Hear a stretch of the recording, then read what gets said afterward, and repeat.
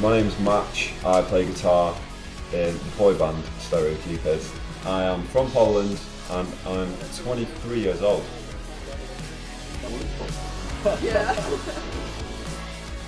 I'm Jamie, I'm 23, I'm the drummer and I'm from London.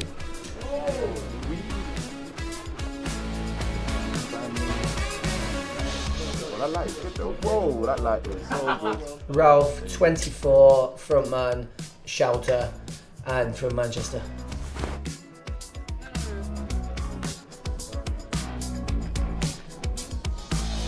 Bruno was telling me that people. My name's Luka, I'm 23, I play guitar and I'm American.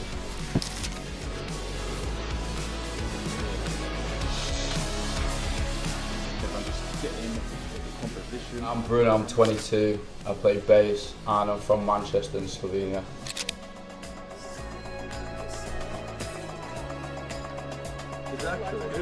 That's Really nice light. That's wild.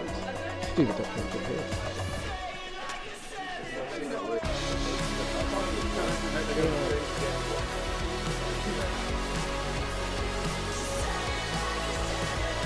That's a lynching and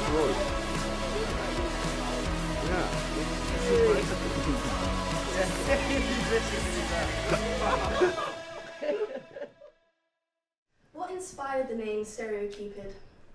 Oh, we know. Do we change the story now? No, Yeah. we stay. So it came from one of us seeing, was it Scott Pilgrim versus the World? And there's a line in one of the songs where they always refer to Stereo Stupid? No, Stereo Putrid. Stereo Putrid.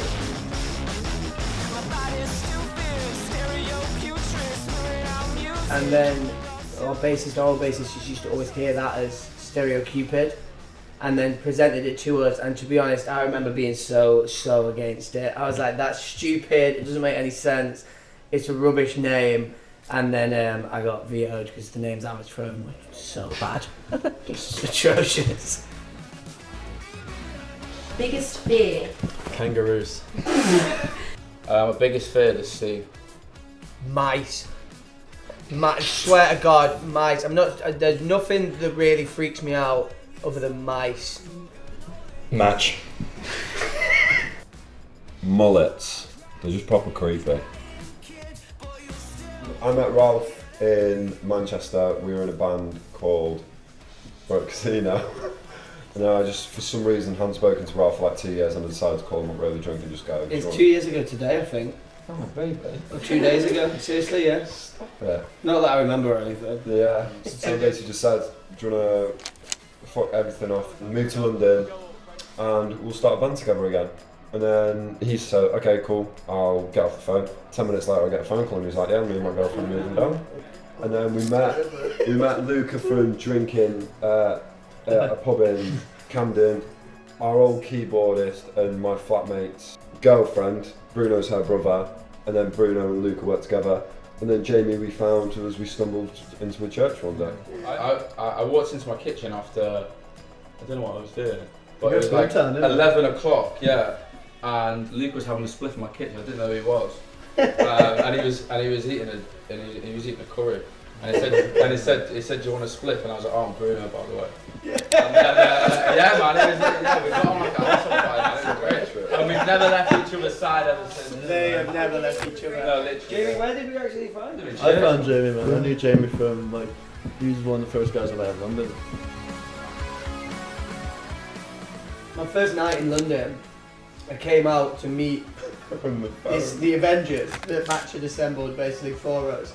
And got off at Camden Town and left my phone on the tube. And then had to get back on the tube To Edgware. to go get my phone and back. And honestly, mustn't have made it back to 11:30. I didn't set a great impression. What did you think? I like you, man. I like you. And I still do like Ralph. No, Ralph had a bowl cut when I met him, so I was just like, yeah, proper bowl cut, mate, like bright blonde bowl cut. I was like, he's a nutter end. Well, when we were in Manny? Yeah, Oh, I did and all. he had a proper bowl cut, but he was pretty nice. So I liked him. How do you feel about each other now? Are you best friends? Lovers. Long, amazing. These are my boys. There's I no think- thing. Yeah. That's fine. Yeah, I only knew his name till I didn't know his name till like 2 weeks ago. Yeah. That sort of explains Just it. that the guy who can't look in the sun. Ain't that right? Yeah, the guy who can't look. That is very right, Brad. Yeah, man. Gallop around your stately home. What's a single moment you've had as a band that reminds you why you started this journey? What was the one we did in Shoreditch recently? Strong Rooms. Strong Rooms. That was was- mental. that Strong was so Rooms is good. cool. That was the first. I think Kid and Strong Rooms. Getting strong rooms is good. Because we had that was the biggest show that we played as a single headliner. Everybody was there for us to see us. The atmosphere was unbelievable, and we finally had a big enough stage for how much we all moved. So that was just going off that stage was sort of, oh, we're doing this, which was amazing. I'm actually with his guitar in the road after every single gig that he plays. You have to I have a thing where I get a bit excited once I come off stage and I just go straight to drinking. Just having a party. Forget that I just have like quite a lot of like monetary value of equipment there at the place. So I never take it off, never go pack it away, never put it into a safe room or anything, so it always just gets fucking lost. Like I'm buying new strings, new fucking pedals every single time, new leads because I just don't Was have it after what was the last one, Camden Club? I popped back in, just to grab a little drink before we leave. Is Max just in there? Yeah. Just on the bar, just Mac. On the bar. Sat on the bar, yeah. Hey, someone else at Camden Club, you were fucking running around the stage like a mad bull. Stepped on my wire. So I was playing half the song, I wasn't even plugged in. I looked down, I was like, I can't fucking hear the bass. So I went over to plug it in and I stepped on Luka's wire.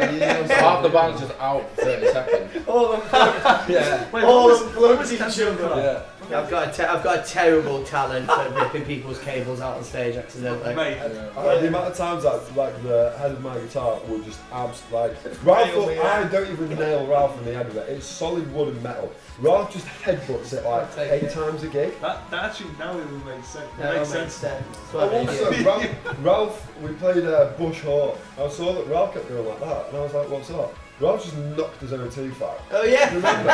Yeah. Knocked- There's one video from someone's phone that's hilarious where you catch, they're just filming me, and you catch me bang the mic, and then I jump back down and I'm singing the song, and for a minute I like look down and I'm like, fucking tooth's gone. And I just carry on singing, and for the next sort of 2 minutes I'm singing and just reaching around on the floor until I could find my tooth and just shove it back in my pocket.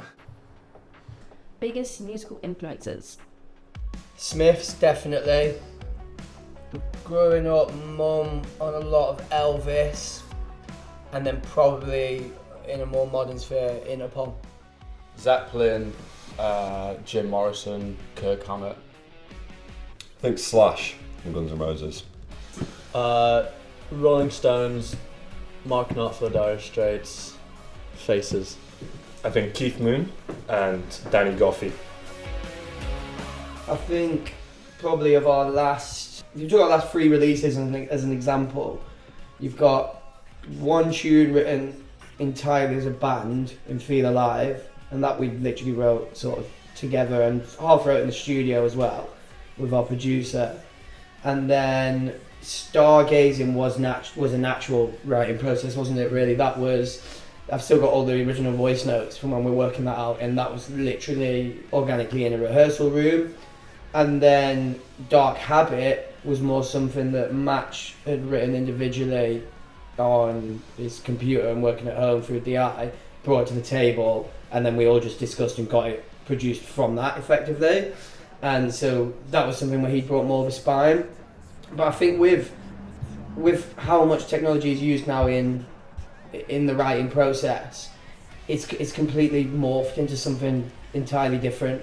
You get so many different elements thrown into that process, and they're not always the same generally.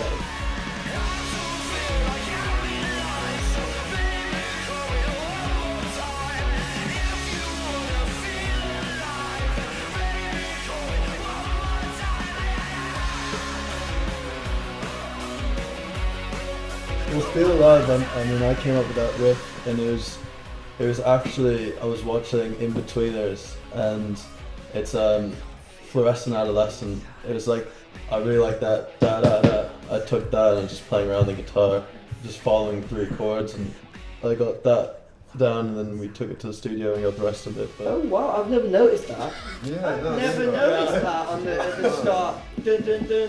I was with my friend Aurelia, and I've got like the original voice from it going. I was like having Aurelia going da da da da da da. And that's mint. I never knew that. That's amazing. And then what you did, Dark Habit was very much your baby, wasn't it? Yeah, so I think Dark Habit's basically.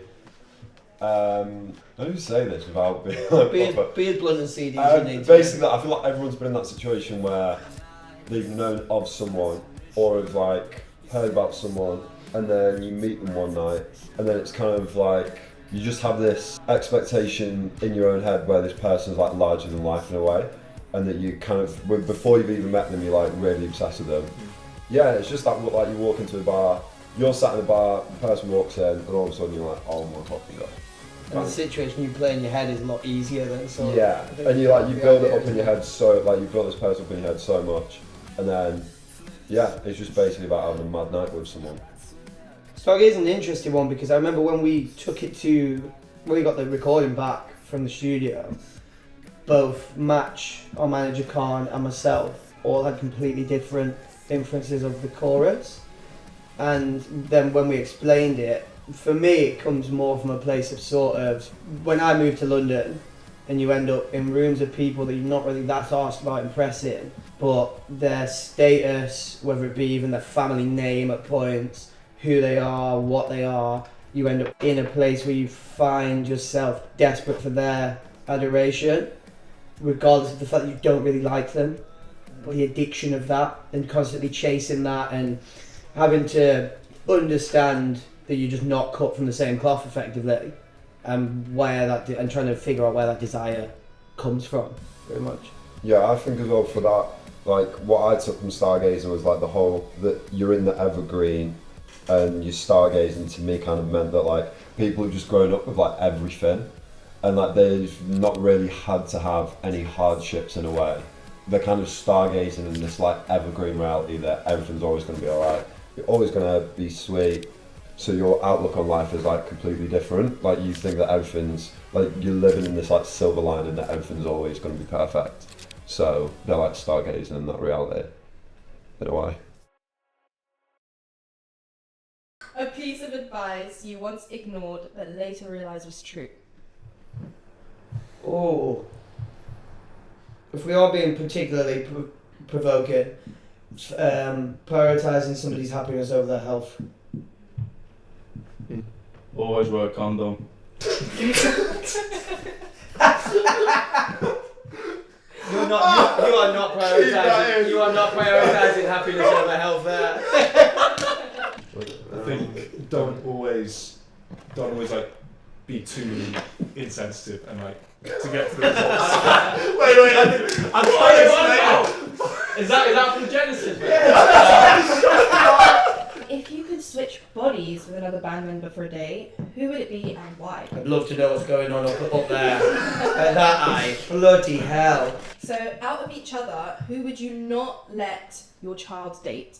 match. Right, just long What's your biggest fear? Mice! I was gonna say something else about the sea, and then I was like, you know what? Nah, mice. I fucking Mate, do you know hate what? them. It's funny because everyone else said one word, but you were like, fuck them. I remember them running past our uni flat once, right at the back door with OJ, and it was one of our mates, and the door was like this much off the floor, and it ran out the house. Oh. And as it ran out the house, a bit pissed, like Ronaldo, mate. Bang! Just boom!